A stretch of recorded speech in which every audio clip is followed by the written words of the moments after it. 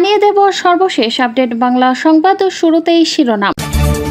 টাঙ্গাইলের মির্জাপুরে পৃথক অভিযান চালিয়ে কার্যক্রম নিষিদ্ধ আওয়ামী লীগ ও যুবলীগের 4 নেতাকে গ্রেফতার করেছে পুলিশ।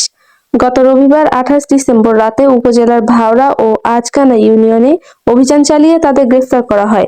গ্রেফতাররা হলেন ভাওড়া ইউনিয়ন আওয়ামী লীগের সাবেক সাংগঠনিক সম্পাদক লিটন মিয়া, ভাওড়া ইউনিয়নের 3 নম্বর ওয়ার্ডের সাবেক সদস্য আওয়ামী লীগ নেতা মোখলেসুর রহমান, আজকানা ইউনিয়ন যুবলীগের যুগ্ম সাধারণ সম্পাদক আসাদুজ্জামান, ইমারত ও আজকানা ইউনিয়ন ছাত্রলীগের সাবেক সাংগঠনিক সম্পাদক যুবলীগ নেতা শরীফুল ইসলাম রুদ্র।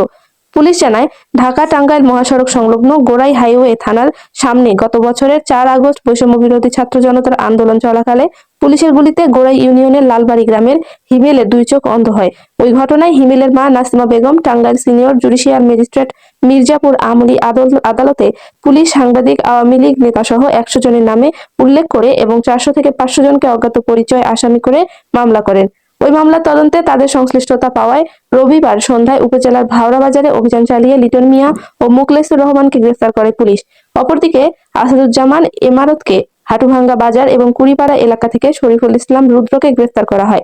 মির্জাপুর থানার ভারপ্রাপ্ত কর্মকর্তা আব্দুল্লাহ আল মামুন জানান, সোমবার গ্রেফতারদের টাঙ্গাইল আদালতে পাঠানো হয়েছে।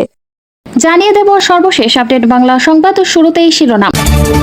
নির্বাচনের শেষ প্রস্তুতির মধ্যেই বড় ধরনের রদবদল লেগেছে বিএনপির মনোনয়ন। দলে চেয়ারপারসন খালেদা জিয়া সম্ভাব্য 3টি আসন বিকল্প প্রার্থী প্রস্তুত রাখা হয়েছে। পাশাপাশি দলটি এখন পর্যন্ত অন্তত 15টি আসনে প্রার্থী পরিবর্তন করেছে।